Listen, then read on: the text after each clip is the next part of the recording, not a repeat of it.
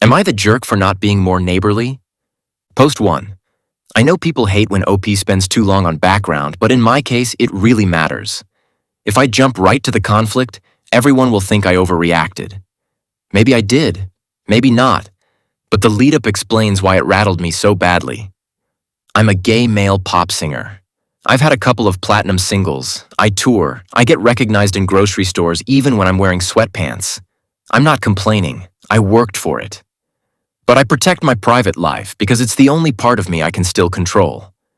2 years ago, after one of those grueling world-spanning cycles of recording and performing, I bought an old house in a quiet neighborhood. Not a mansion, not a glass tower. A creaky century home with original trim, a hedged backyard, and just enough space to feel like my own. I tell you this because I didn't buy it to be flashy. I bought it to be left alone. My partner, Eli, moved in a few months later. He's not in the industry. He's a graphic designer who takes the subway because he likes people watching. He's the kind of person strangers spill their life stories to. Handsome in an understated way. Sweaters that always look better on him than they should.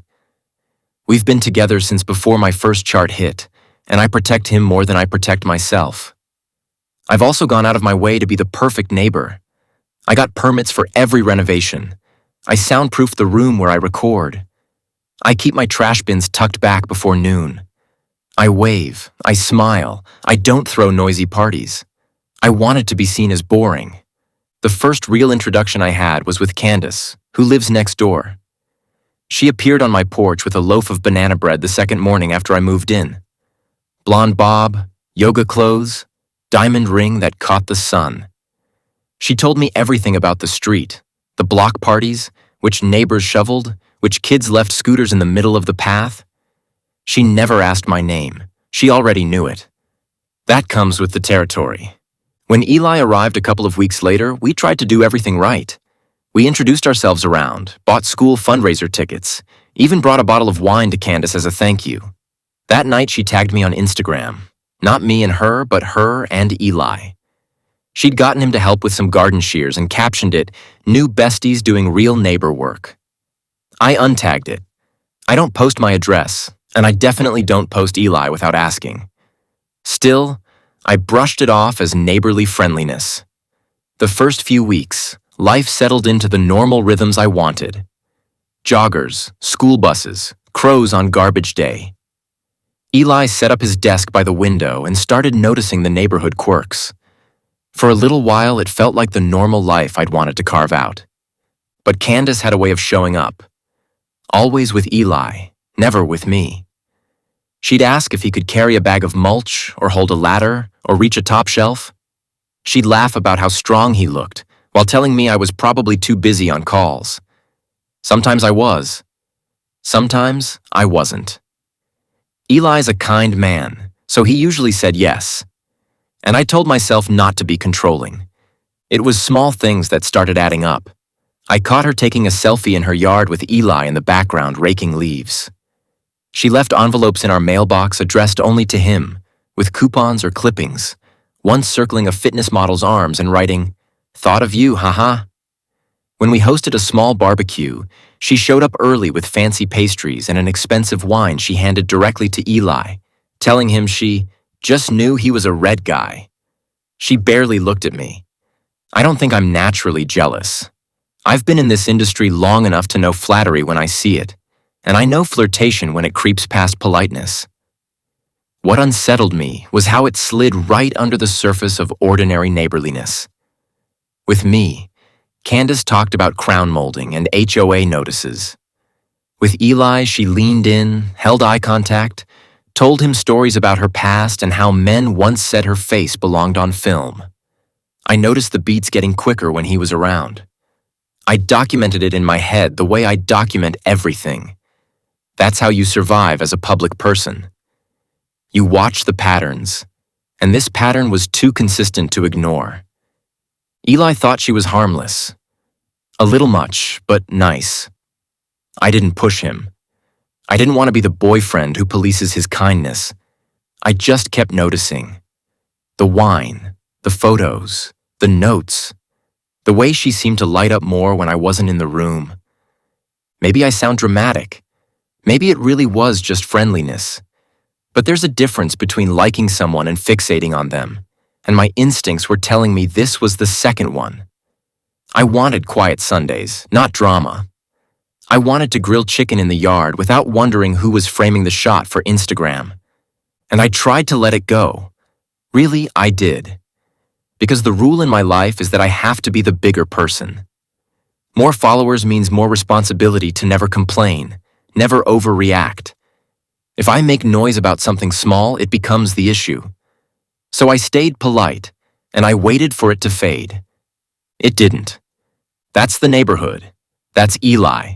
That's Candace. That's the context. I'm not perfect, but I try to be decent, which is why what happened next felt so surreal. I thought ignoring it was the neighborly thing to do. Turns out, it was just the opening act. Am I the jerk for not being more neighborly? Post 2. I wanted so badly for it all to just be harmless. If you asked Eli, he would still say Candace was simply chatty, maybe a little lonely. I wanted to believe him. I wanted to focus on work, on the upcoming EP I was piecing together in my soundproofed room, and on the quiet life I was trying to live outside of music. I wanted to keep my head down, but Candace made that impossible. It started with the knocking. At first, she only came over when she had a reason. Borrowing sugar, asking about the trash schedule, small things. Then it shifted. The knocks became more frequent and always when Eli was home. Never when I was alone. Always when she knew he could answer the door. I remember one afternoon I was at my desk, headphones on, working through a rough demo. Eli answered the door, and I could hear her voice carry down the hall, bright and bubbly, like sunlight that's too bright for the eyes. She was telling him she had an extra ticket to a food festival downtown, that he should come with her because you look like a man who knows how to appreciate flavors. I heard Eli laugh politely and say, "No thanks." She pressed again, saying she'd already arranged for her husband to be busy that day, so it would be just the two of them. That's when I slid the headphones off and stood up. I walked out just in time to catch the way she looked at him, eyes wide, waiting for him to break. When she saw me, her smile shifted into that neighborly beam. She handed me a flyer for the block association meeting, like that had been the real reason she came. I don't think Eli even noticed the pivot. He closed the door afterward and shrugged it off, but I felt that same draft inside me, that little inner chill. Then came the deliveries. Packages started showing up at our porch with Eli's name written in unfamiliar handwriting. Small things at first. A book on modern landscaping. A set of handmade coasters with leaves pressed into them. A candle that smelled like bergamot. Each one had a sticky note. Thought of you. Or, this just reminded me of your vibe. None of them were signed, but it was obvious. The handwriting was identical to the notes she left in our mailbox. Eli rolled his eyes. "She's being friendly," he said. "We'll just donate it." But I couldn't stop thinking about the deliberate effort it took. Ordering, handwriting, sneaking it onto our porch without ringing. Friendly doesn't usually mean anonymous gifts. The more I noticed, the more I realized Candace wasn't just neighborly. She was watching. She knew when Eli was outside mowing the lawn. She knew what time he went for a run. She commented once on how flattering his blue hoodie was, even though I couldn't remember her ever seeing him wear it around her. One evening, we were grilling in the backyard, just trying to enjoy burgers and the last stretch of warm air before fall. Candace appeared at the fence with a glass of wine in her hand. She leaned against the slats and sighed like she had wandered into a romantic movie scene. "Eli," she said, "you look like you were born to grill. You've got that strong, capable energy." She didn't even acknowledge me sitting 2 feet away. I tried to make light of it. "I'm the one who marinated the meat," I said, raising my hand like a student. She laughed in a way that didn't sound amused, more like she was brushing me aside. Then she told Eli that she wished her husband had half his initiative. Eli smiled awkwardly and excused us, dragging me inside. When the door closed, he said, "Okay, yeah, that was weird." Finally, I thought maybe it would stop after that, like maybe she realized she'd gone too far, but it only escalated. The online part came next. A friend of mine sent me a screenshot of a Facebook post she'd made, a blurry photo of Eli at the farmer's market carrying a bag of apples. She'd captioned it, "Some men just make the whole street feel brighter." People in the comments were chiming in with, "So true," and "Lucky you to live next door." Not one mention of me, even though I'd been standing right beside him, cropped out of the frame. It hit me then. She wasn't just neighborly. She was rewriting the narrative of her life with Eli as the star, and she was making me invisible. I debated saying something directly. I really did. But here's the thing about being a celebrity. Any confrontation becomes content. If I yelled at her across the fence, I'd be the arrogant pop star harassing a sweet suburban mom. If I ignored it, I was complicit. So I did what I always do. I smiled in public and vented in private. But Eli saw more of it now too. She cornered him in the driveway one Saturday morning and told him he had the kind of shoulders that belong on a movie poster. He laughed uncomfortably and told her he had errands. She tried to follow him into his car until he shut the door. That night, he told me he was starting to feel uncomfortable. I wanted to say finally, but I just nodded. We agreed to keep things polite but distant. No more favors, no more helping her carry planters, no more lingering at the fence. For about a week, things were quiet. Then, one night, I woke up to the sound of something at the back gate. I looked out the window and saw Candace standing there, in the dark, holding a Tupperware container. She placed it on the step and walked back to her house without knocking, without a word.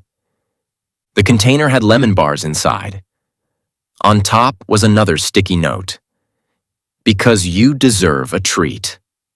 Again, addressed only to Eli. I'm not proud of this, but I snapped a photo. Not of the lemon bars, but of her walking away in the dark. I sent it to Eli with the caption, "Still think it's harmless?" That was the moment he stopped laughing it off. We threw the lemon bars out. I locked the gate. And for the first time, I started to wonder if I'd made a mistake moving here.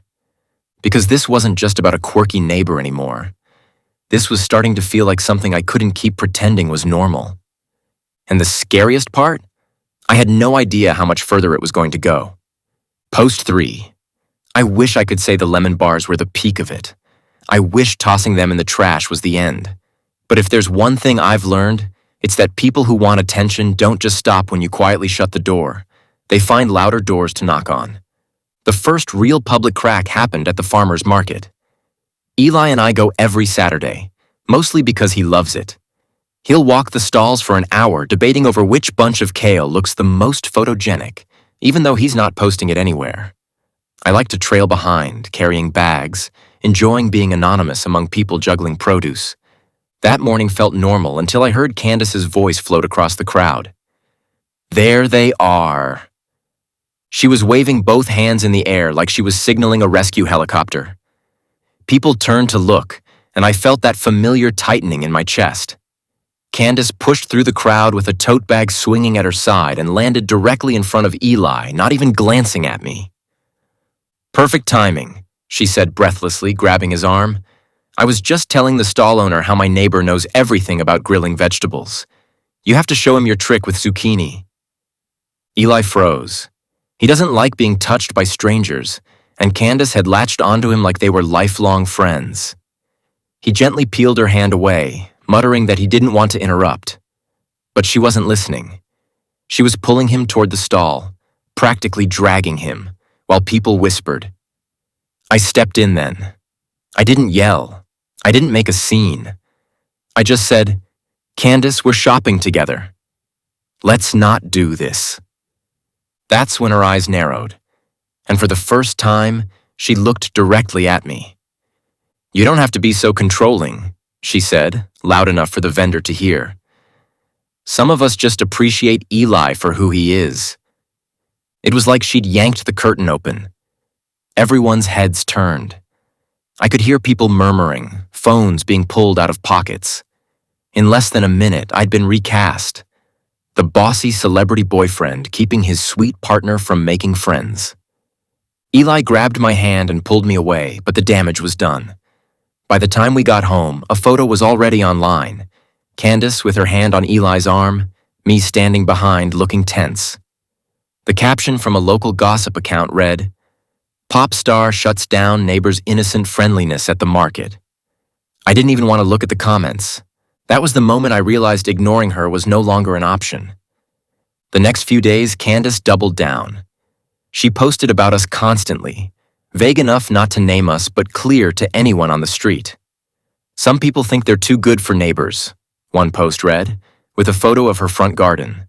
Another said, "Imagine having a partner so insecure they won't even let you hold zucchini at the market." Eli wasn't on Facebook, but my publicist saw it and texted me in alarm. I tried to stay calm. "It'll burn out," I told Eli. "People move on." But then she escalated again.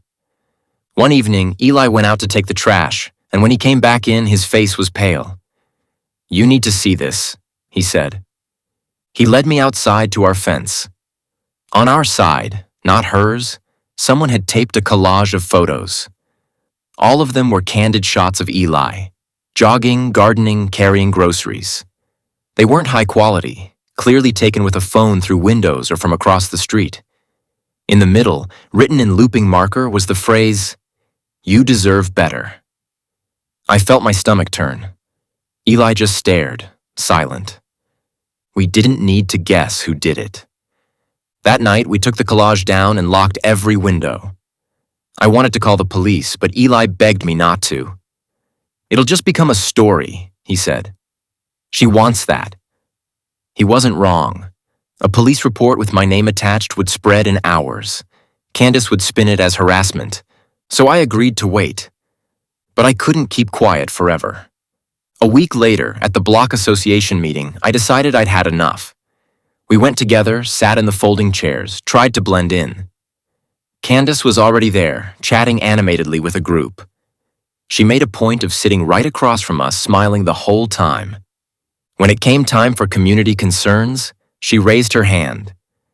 "I just think it's sad," she said, her voice trembling theatrically, "that some people move into a neighborhood and act like they're better than everyone else. I've tried to be welcoming. I've tried to be friendly. But I guess some people are just cold." All eyes swung toward us. Eli shifted in his chair, ready to shrink away. But I didn't let it go this time. I raised my hand.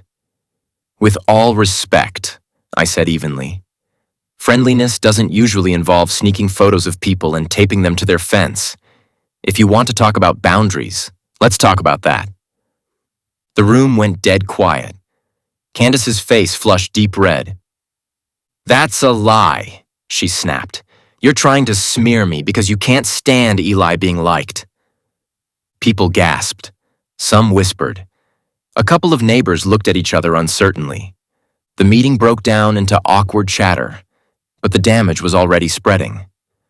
That night, Candace posted another status. "Funny how celebrities think they can bully ordinary people into silence. Truth will come out." And that's when Eli finally said it out loud. "We need to do something. This isn't neighborly anymore. It's obsession." I had known it for weeks. Hearing him say it made it real. I don't think I'm the jerk for drawing a line, but maybe some will. Because from here, things only got messier. Am I the jerk for not being more neighborly? Post 4. The thing about neighborhoods is they run on whispers. All it takes is one loud voice repeating the same story for people to start believing it. And Candace had the loudest voice on the block. The week after the block meeting, I noticed small shifts. The couple across the street, who used to wave when they saw me jogging, suddenly turned their backs. The twins at the corner, whose scooters I'd carefully stepped over for months, weren't outside anymore. The runner in the neon jacket, usually quick with a smile, passed by without looking at me. At first, I told myself I was imagining it. But then Mr. Patel, the retired gentleman with the tomato plants, stopped me one morning. He was watering in his usual slow, meticulous way. Without looking up, he muttered, "People are saying you don't treat your partner right." I froze. "Excuse me?" He glanced at me briefly, then went back to the hose. "Candace says Eli looks sad. Says you don't let him have friends. I told her I don't like gossip, but—" He trailed off, leaving the water running too long so it pooled around his shoes. I wanted to shout that it was a lie. I wanted to drag him over to our backyard and show him the collage taped to the fence, the lemon bars on the step, the endless stream of unsolicited packages. But I didn't. I just nodded and walked away, heart hammering. Because here's the ugly truth. Once a story like that starts, denying it just makes you look defensive. Eli hated it even more than I did. He's the type who thrives on small kindnesses, chatting with the barista, helping a neighbor carry groceries, offering to dog sit when someone's out of town. Those little gestures are his oxygen. So when people started looking through him like he was invisible, it cut deep. One evening, he came back from a jog with his headphones in his fist, eyes shining with anger. "They were whispering about me," he said. "2 houses down. I heard my name. I heard yours. They think I'm trapped." I didn't know what to say, because that was exactly the narrative Candace was pushing, and she was good at it. The worst blow came from the neighborhood Facebook group. I'm not on it, but a fan forwarded me screenshots. Candace had written a long, rambling post about wanting to build community, but being shut out by certain people. She never used our names, but she didn't need to. She described Eli's job, our house, the block party. She painted herself as a good Samaritan whose kindness was being policed by jealousy. The comments were full of sympathy. "Some people just don't belong in tight-knit neighborhoods. So sad, but fame changes people. Eli seems like such a sweetheart." It felt like being erased from our own lives. I told Eli we should leave it alone, that it would burn out if we ignored it. But he shook his head. "You don't get it. This isn't just about us anymore. She's turning everyone into her audience." And he was right. The next escalation came at night. We'd gone to bed early. Around 11, the sound of laughter jolted us awake. Not ordinary laughter, the kind you hear outside a club at 2 a.m., but high, piercing, deliberate. We pulled back the curtain. There was Candace standing in her driveway with 2 other neighbors holding a bottle of wine. Her voice carried across the street. "Poor Eli," she said, clear as a bell. "He deserves better." The others giggled. One of them glanced at our window, saw the curtain move, and whispered something. They all laughed harder. Eli's face tightened. He turned from the window, fists clenched. I'd seen him angry before, but this was different. This was humiliation. The next morning, a flyer appeared on our porch. It advertised a neighborhood yoga group for anyone who feels isolated. The bottom was signed in neat looping script. "You're welcome, Eli, Candace." I felt something snap in me. It wasn't just about protecting Eli anymore. It was about reclaiming our own home. I'd bent over backward to be polite, to stay quiet, to not feed into her narrative. But it didn't matter. Candace wasn't playing by rules of decency. She was performing. And the more I let her perform unchecked, the more the crowd sided with her. That night, I sat Eli down at the kitchen table. "We need to set boundaries," I said. "Real ones, not just ignoring her. This is harassment." Eli hesitated. "But what if it makes things worse?" "They're already worse," I said. "She's not going to stop." We debated for hours. Do we call the police? Do we talk to a lawyer? Do we confront her directly? Every option had risks. A police report could leak. A lawyer would take time. Confrontation would just give her more material. In the end, we decided on the smallest step first. We wrote a short letter, polite but firm. It asked Candace to stop contacting Eli directly, to stop leaving things on our porch or in our mailbox, and to stop posting about us on social media. We signed it together and put it in her mailbox the next morning. For 2 days, there was silence. No knocks, no packages, no laughter outside at night. I started to hope maybe it had worked. Then came the retaliation. 3 neighbors in a row stopped speaking to us entirely.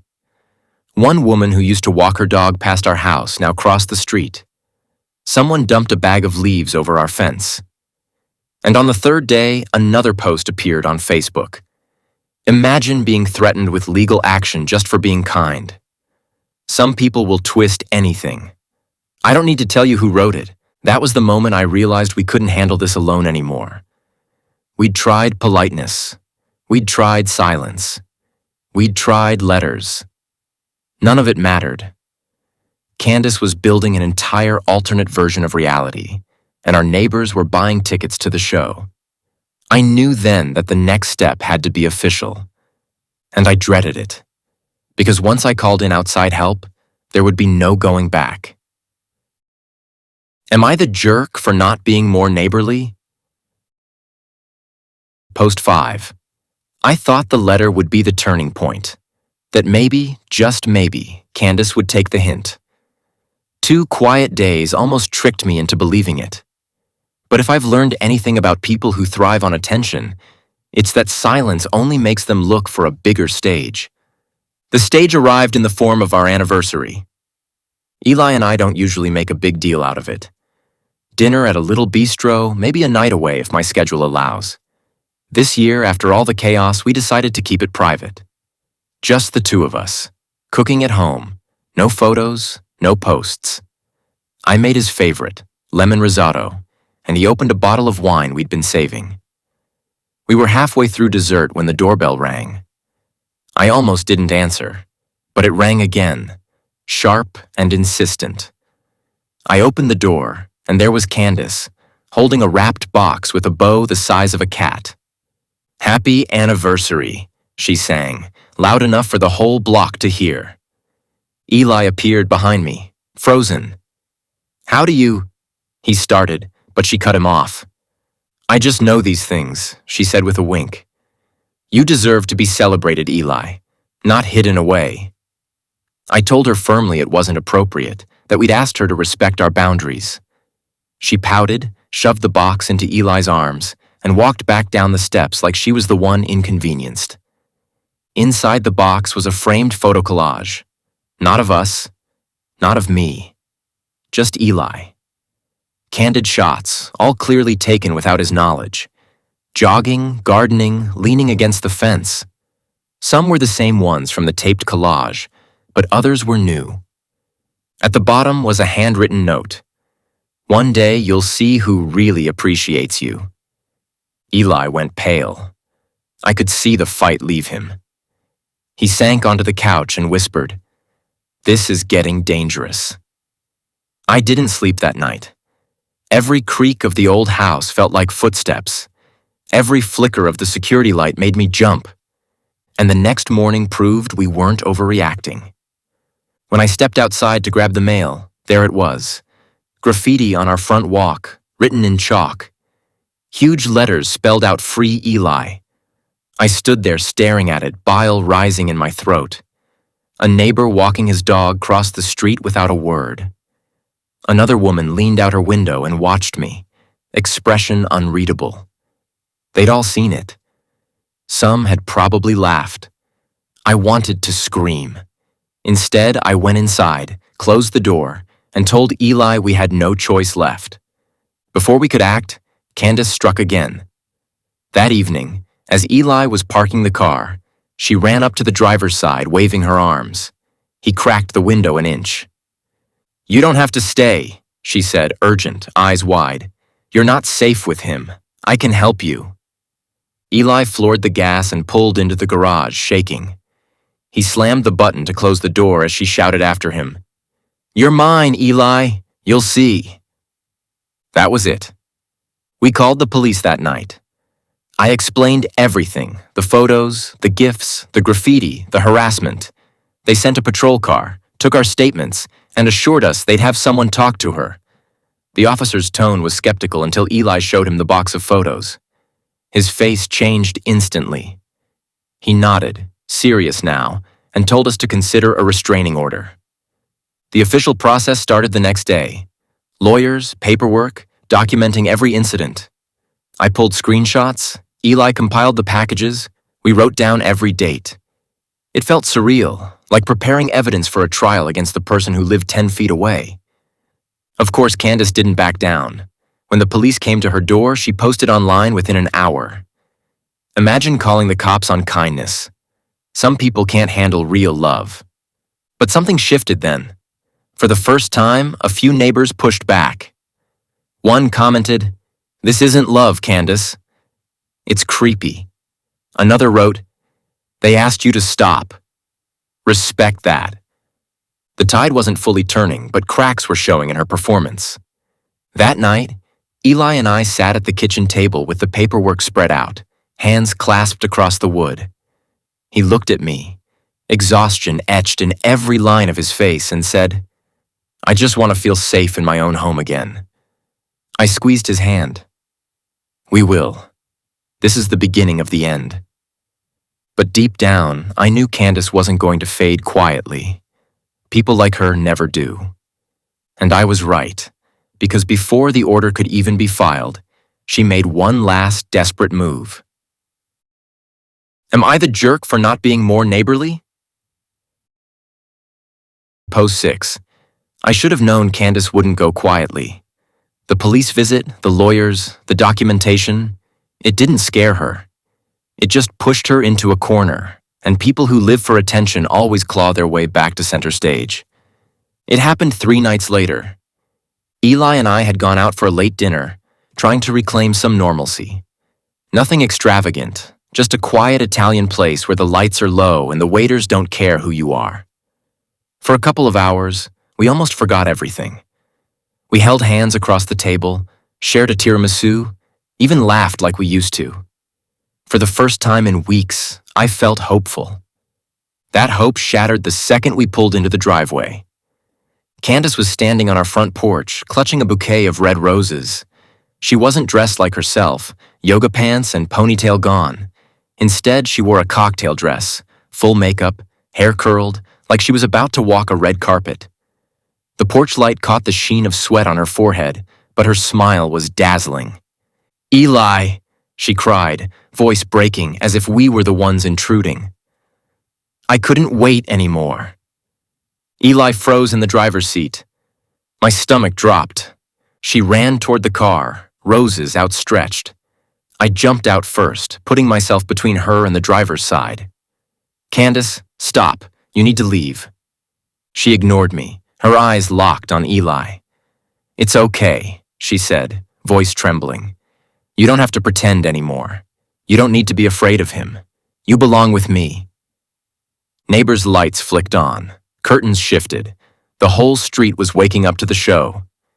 Eli stepped out then, calm but firm. "Candace, this isn't love," he said. "You've crossed every line. I don't want this. I never have."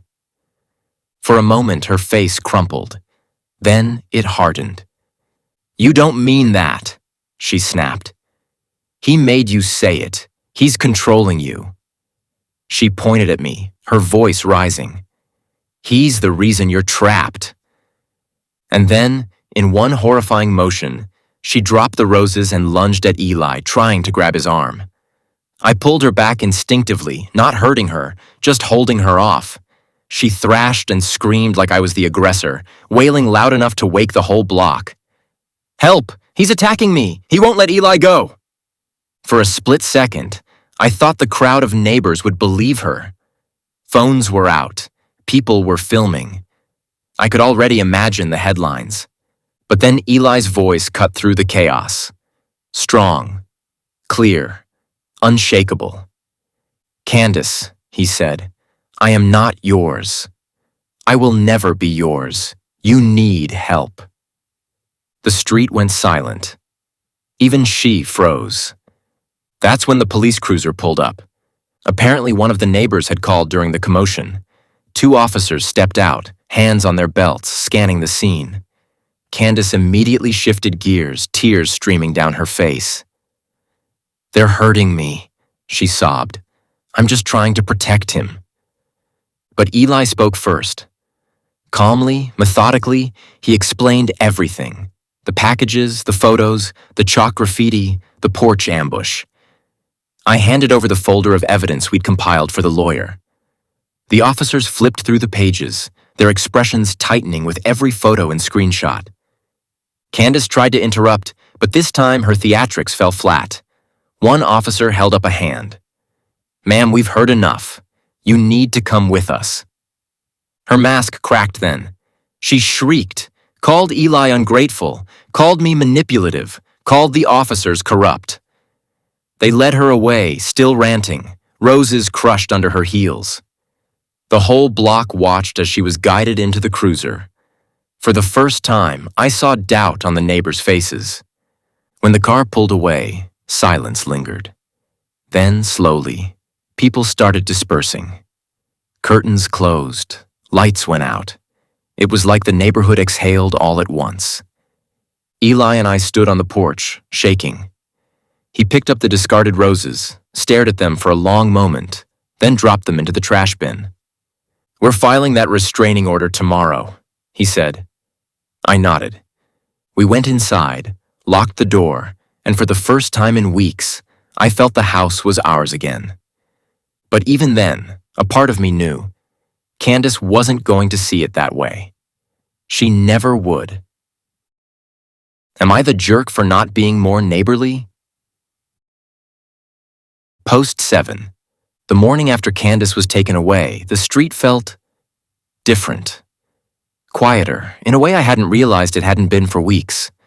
No footsteps pacing past our windows, no laughter drifting in deliberately at odd hours, no envelopes tucked in our mailbox. Just the normal sounds of a neighborhood waking up. Birds, dogs, the thud of newspapers hitting porches. Eli and I went through the restraining order process immediately. The paperwork was tedious but straightforward. We handed over the thick folder of evidence we'd collected, along with the fresh report from the night before. The judge signed the temporary order without hesitation.